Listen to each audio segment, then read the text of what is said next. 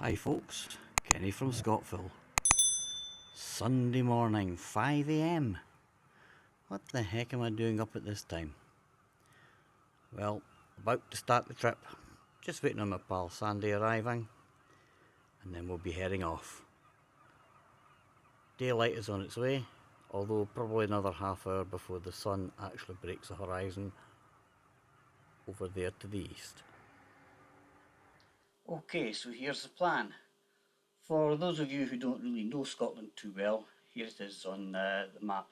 Edinburgh, our capital city, is down here, and then Aberdeen, I was talking about the other day, is up there, about 2 hours north of Edinburgh, and about halfway between the two is Dundee, just in here.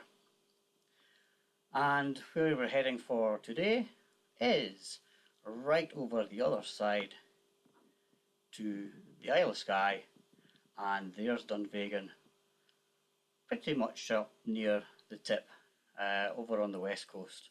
So we will be heading off from Dundee, making our way to Perth, and then up the A9 till we get to Dalwhinnie. From Dalwhinnie we turn off and go round over the north side of Ben Nevis and come out at Speen Bridge, possibly stopping there for a couple of pictures that my pal wants to take.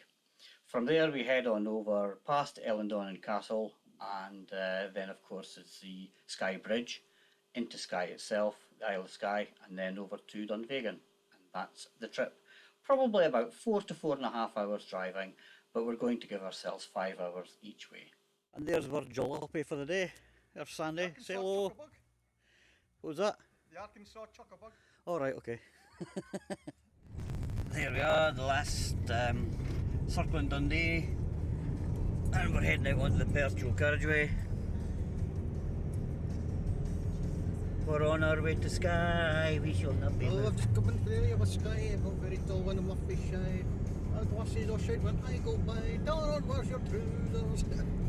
No footage on the way up the road because of the weather conditions, but I took these pictures with my pal Sandy at Speen Bridge, the Commando Monument. This is the view south. Then on to Dunvegan Castle, probably the most pictured castle in Scotland. It was also in the films Highlander and 007's The World Is Not Enough. Next, over the sea to Skye. Well, it's a bridge nowadays. Halfway up the island, and we're nearly there. Arrived at the gates of Dunvegan Estate, but it took me about 20 minutes to get into this clobber standing at the side of the car. I walk up to the castle and you're presented with this view. I'm a very happy man. Yeah, okay, I think we'll skip past these three. Quickly. Some more views of the castle as we had a walk around.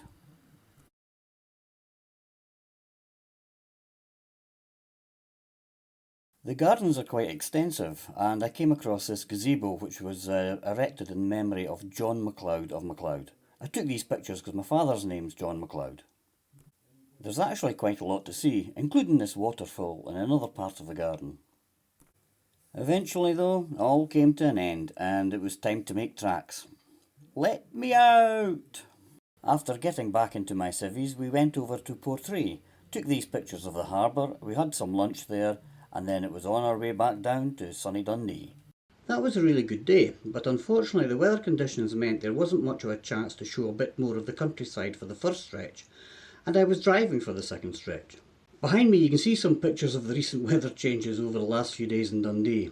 It's been clear, it's been foggy, it's been wet and it's been sunny. Typical Scotland, I guess.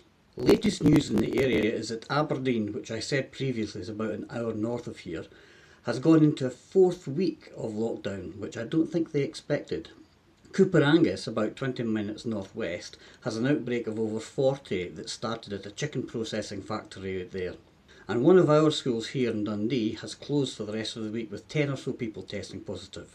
Though some more restrictions Scotland-wide have been relaxed, we remain in phase 3 for the time being, and over the next couple of weeks, outdoor live events, organised outdoor contact sports, bingo halls and casinos etc. will be able to start opening. All having to follow specific guidance, of course.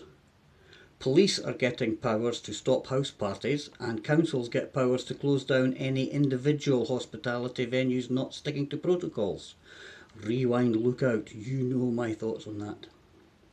So there you have it, my trip and the week in review. Stay well, stay safe, see you soon, hopefully.